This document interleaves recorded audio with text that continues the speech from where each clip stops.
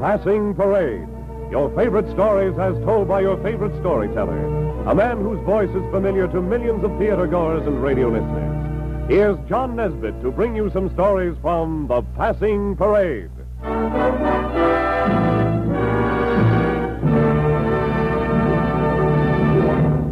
On the reviewing stand, nearly all the unforgettable errors of human judgment which have written airplane disaster into the headlines are unsolved mysteries.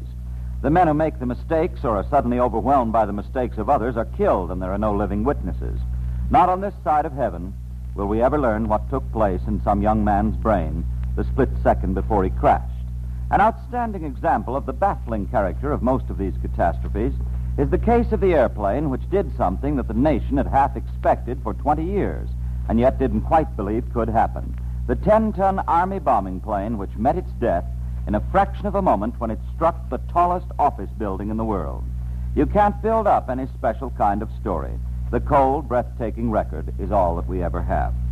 Just before 10 in the morning on Saturday, July 28, 1945, a girl named Nanette Morrison is working away at her typewriter by the window on the 38th floor of a Fifth Avenue skyscraper. Nanette Morrison looks up from her typewriter to see a huge Army airplane roaring past her window. This was a time in the war, you'll remember, when Army and Navy pilots used to get themselves in hot water occasionally by flying close to their girls' houses and buzzing them in daredevil plunges of the planes.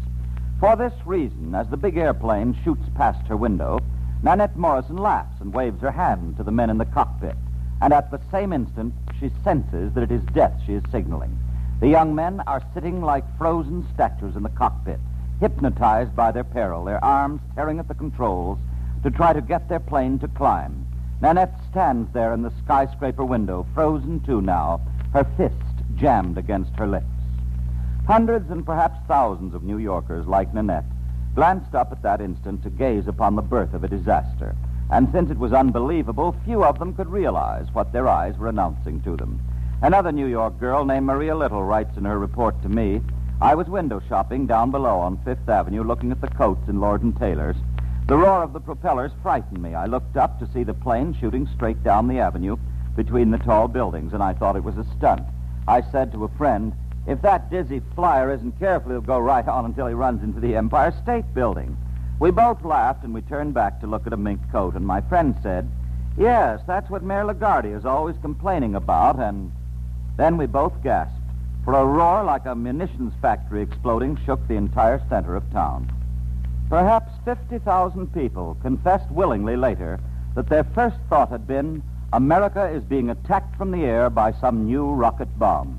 At this moment, a cloudburst of concrete, of metal, and jagged pieces of glass was showering down on Fifth Avenue and 34th Street, from where rises the tallest man-made pinnacle upon the globe, the Empire State. 90 feet away from the point between the 78th and the 79th floors, where this bomb of metal and living men had struck, there was a sculptor's studio. Through 7 thick walls tore an immense motor from the demolished airplane, and that motor plummeted into the artist's studio and demolished it. The second motor was found later deep in the basement of the skyscraper, 925 feet from the point of that indescribable impact between a bombing plane and a tower. And there was no mystery about this, for the second motor had passed through walls of brick and empty offices, had penetrated an elevator shaft, and then dropped like a stone to the basement.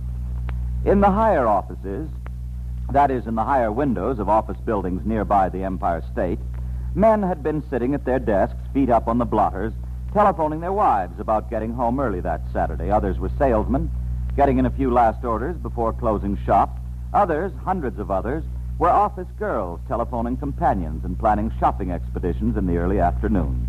There was a cool mist that morning, and Midtown Manhattan, which is no place for man or beast during a July heat wave, was on this day a very pleasant place to hunt for scarce merchandise or take in a matinee. So when, through the fog, the ghost-like shape hurtled past, and the bellow of sound shook the metropolis, all of those telephoners in the windows simply stopped speaking in the middle of the breath at once.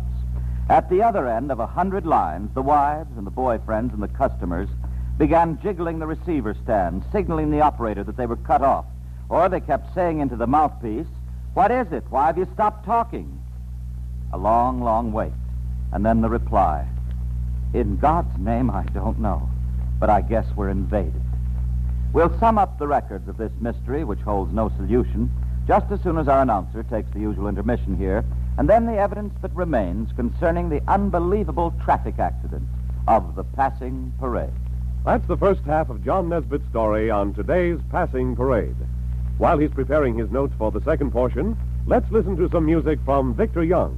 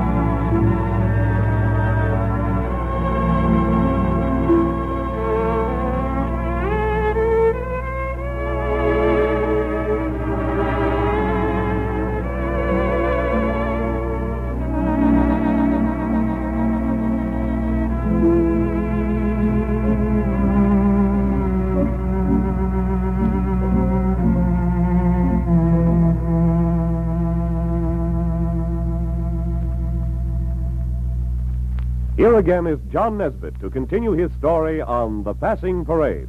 On the reviewing stand once more, in the many minutes of dazed horror and confusion that began with the dying out of the explosion when the airplane cut its way into the Empire State Building, it might be expected that panic would make its appearance and attend to its usual business of piling horror upon horror and extending the death list. But here, for once, panic, the great destroyer in disaster, did not tear loose and bring madness into the story. The day and the hour saved hundreds of lives. For it was Saturday morning, and the 5-day week had become the usual way in the United States. So instead of there being 15,000 living people in the Empire State Building at the moment of the crash, there was only a tenth that number, 1,500. Besides the pilot and his crew, 10 people died in their offices, while 26 others were wounded but survived. Many of these owe their lives to another accident. This accident being that at the moment of the disaster, walking along the sidewalk past the skyscraper, there was a 17-year-old boy with brains and a steady heart. His name was Donald Maloney. He was very proud of serving his country, even though he was too young for active duty and was a hospital apprentice in the Coast Guard.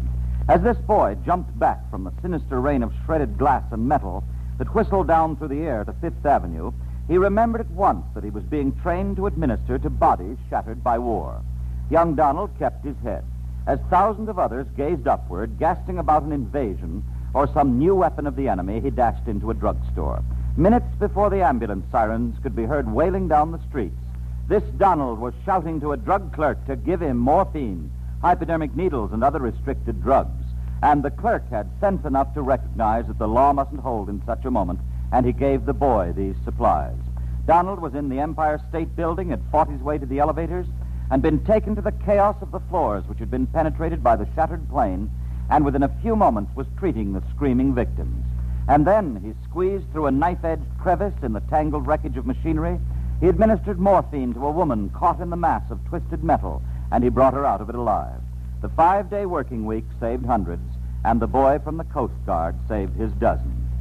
And then there is the record of a second steady heart in that hour. One of the most likely places where panic might have flared out but failed to appear was on the famous observation gallery in the topmost pinnacle of that immense building.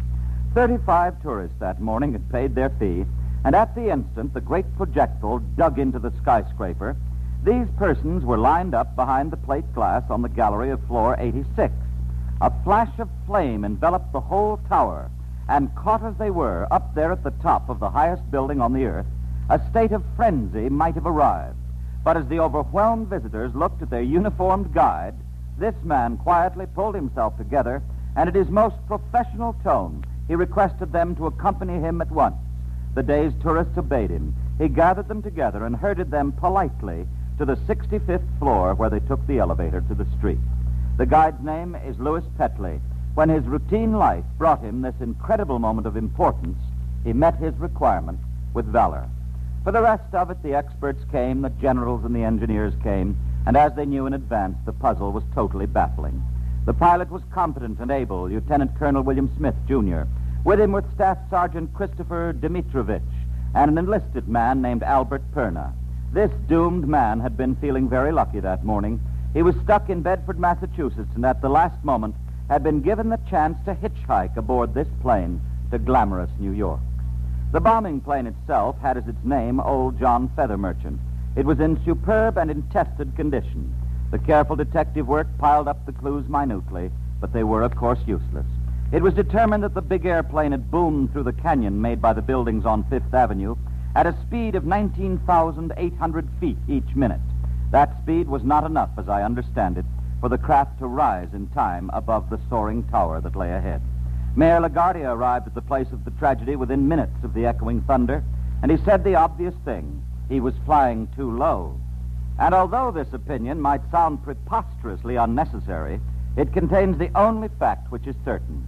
For the cause of the 18-foot hole in the skin of the Empire State Building, for the deaths of the 10, and for the instant oblivion that took the men aboard the plane, the cause lies in some microscopic connection in the brain of the pilot. This invisible failure of human thinking hides the mystery of the disaster.